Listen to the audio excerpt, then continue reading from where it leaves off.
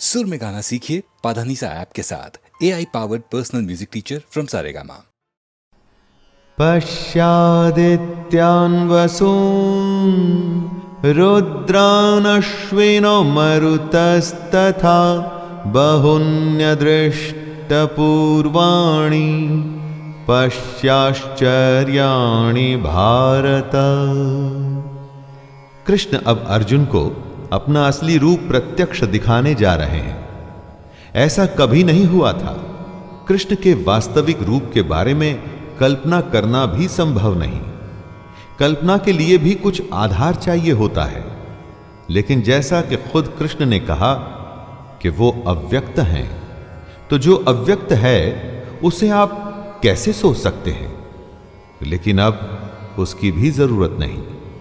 कृष्ण कहते हैं, हे भरतवंशी अर्जुन, तू मुझमें आदित्यों को अर्थात अदिति के 12 पुत्रों को, 8 वसुओं को, 11 रुद्रों को, दोनों अश्विनी कुमारों को और 49 मरुदगणों को देख तथा और भी बहुत से पहले न देखे हुए आश्चर्यमय रूपों को देख।